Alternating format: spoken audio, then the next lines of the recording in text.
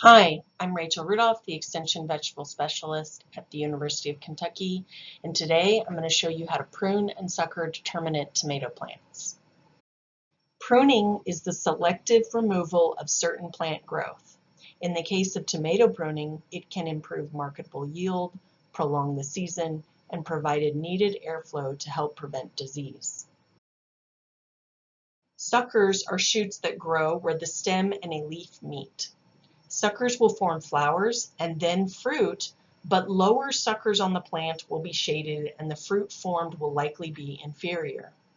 It is important to focus the plant's energy on producing the highest quality fruit of the appropriate size.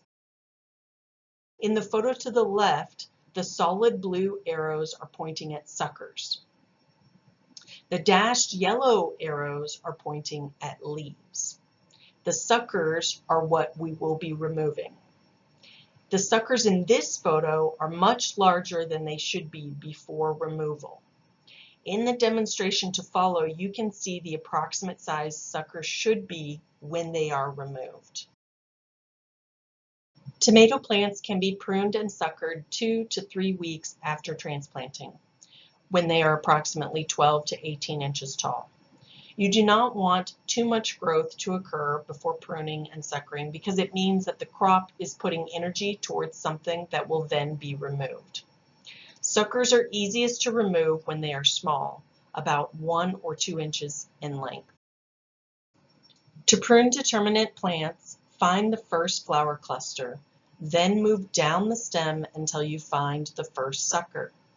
Leave the sucker that is directly below the first flower cluster. Any sucker below that can be removed. I find it easiest to locate the flower cluster first and move downward on the stem, rather than working from the ground up. By doing it this way, I avoid accidentally removing too much plant material. If suckered early enough, pruning shears are not needed to remove the suckers.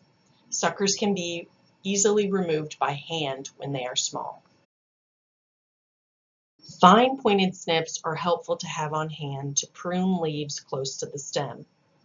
Large pruning shears do not allow you to get close enough to the plant, and short stumps are often left, as you can see here. This can mean that the suckers and leaves are not completely removed. These stumps can be an entry point for disease. It is okay to remove lower leaves. We remove leaves that are below the first twine line or anything growing between the soil line and 6 to 8 inches high on the stem. Here is another demonstration of pruning.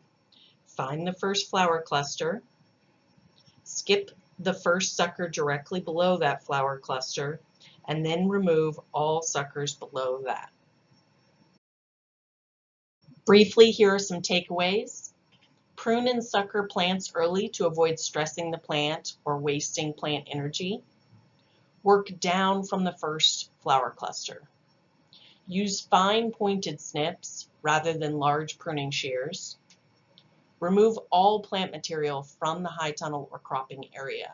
You do not want to leave dead plant material lying around.